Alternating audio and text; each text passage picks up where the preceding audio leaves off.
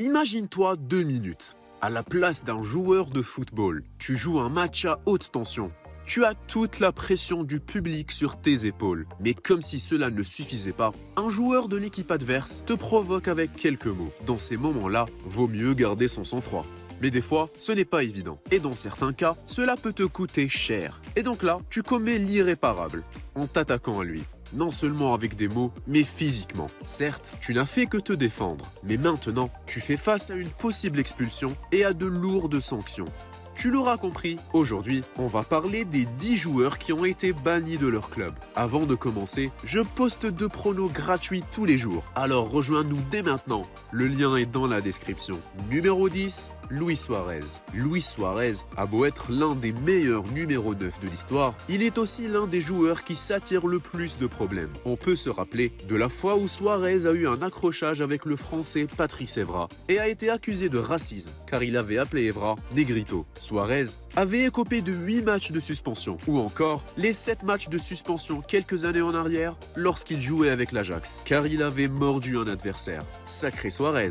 Numéro 9, Roy Keane. Si tu veux voir un des tacles les plus violents du football, va voir celui de Roy Keane sur Half Inch Haaland en 2001. À cette époque, seulement 3 matchs de suspension avaient été appliqués comme sanction. Mais en 2002, après la sortie de l'autobiographie de Roy, où il avait admis avoir volontairement frappé Haaland, il a écopé d'une amende de 150 000 € en plus de 5 matchs de suspension. Numéro 8, Pepe. Pepe est connu pour être l'un des défenseurs les plus agressifs. Il a commis d'innombrables fautes violentes sur ses adversaires. La plus grave d'entre elles est en 2009, lorsqu'il évoluait avec le Real Madrid. Le milieu Javier Casquero a eu la malchance d'être l'adversaire de Pep, qui après l'avoir légèrement poussé, a complètement perdu le contrôle et l'a frappé 2 fois, en plus d'avoir poussé un autre joueur adverse et d'avoir insulté un arbitre. Un comportement qui lui a coûté une suspension de 10 matchs. Numéro 7, Nicolas Anelka. Le joueur français est connu pour avoir été l'un des plus grands espoirs français. Tu te souviens peut-être de sa suspension de 18 matchs avec l'équipe de France, car il était considéré comme le leader de la fameuse grève aux entraînements des Bleus en juin 2010. Les joueurs avaient refusé de s'entraîner en soutien à leur coéquipier qui avait insulté l'entraîneur Raymond Domenech quelques jours auparavant. Numéro 6, Adrien Boutou. Il est très possible que tu n'aies jamais entendu parler de ce nom, et pourtant, il était l'un des grands espoirs des années 2000.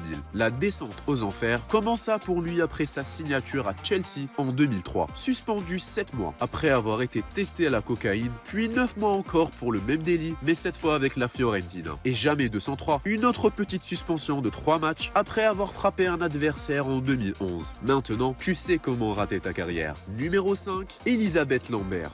Même les footballeuses sont à l'origine de débordements. Pour te résumer l'histoire, Elisabeth Lambert a marqué le football américain par sa violence. Des coups de coude, des cheveux tirés, des tacles très dangereux, de la violence à l'état pur, à tel point qu'en novembre 2009, elle a été suspendue pour une durée indéterminée. Elle a dû attendre juillet 2010 pour retrouver les pelouses, avec un comportement un peu plus calme. D'ailleurs, pour l'anecdote, beaucoup l'a surnommé le Pépé du football féminin. Numéro 4, René Higuita, le célèbre gardien colombien et créateur du fameux geste du coup de scorpion et 4e de notre classement. En 1993, le gardien de but s'est retrouvé en prison après avoir participé à un kidnapping. Higuita avait transporté la rançon et assuré le retour en toute sécurité de la victime, mais a reçu de l'argent pour cela. En Colombie, il est illégal de profiter d'un kidnapping. Alors Higuita a écopé donc de 7 mois de prison. Numéro 3, Eric Cantona. Le légendaire joueur français de Manchester United était surnommé le roi pour sa qualité de jeu, mais il était aussi le roi de la controverse. Si tu es amateur de football, tu as sûrement déjà entendu parler du jour où Eric a frappé violemment un supporter de Crystal Palace en plein match, car selon lui, le supporter l'avait insulté. Ce débordement lui a valu 8 mois de suspension, et ça aurait pu être pire pour le joueur français, qui a évité la prison de peu. Numéro 2, Maradona. Tu connais sûrement l'un des meilleurs joueurs de tous les temps, Diego Maradona. Mais savais-tu qu'il a été suspendu pendant 15 mois en 1991? Malheureusement, vers la fin de sa carrière, Maradona était devenu accro à certaines drogues. Il a donc été testé positif à la cocaïne en 1991. Mais ce n'est pas tout. En 1994, 2014, rebelote. Il se fait tester positif pour de l'éphédrine, ce qui lui vaut encore 15 mois de suspension. Peu de temps après, le joueur argentin prit sa retraite définitive. Numéro 1, Joey Barton. Le footballeur anglais est connu pour avoir fait souvent la une des journaux. Bagarre, sur et en dehors du terrain. Déclarations choquantes, violence, les suspensions, ça le connaît. Mais sa plus grosse suspension est lorsqu'il a été éloigné des terrains pendant 18 mois à cause de paris sportifs. Car il avait effectué 1260 paris entre mars 2006 et mai 2010. Ces actions ont ainsi été engagées sur des rencontres de football en violation du règlement de la fédération. Cela l'a d'ailleurs poussé à prendre sa retraite anticipée. Et voilà, la vidéo touche déjà à sa fin. Je te remercie d'être resté jusqu'ici. Quelle est pour toi la suspension la plus méritée des joueurs de football? Dis-le nous en commentaire. En tout cas, n'oublie pas de t'abonner à notre chaîne pour ne rien manquer de nos prochaines vidéos. Et sinon, je poste 2 pronos gratuits tous les jours. Alors rejoins-nous dès maintenant, le lien est dans la description.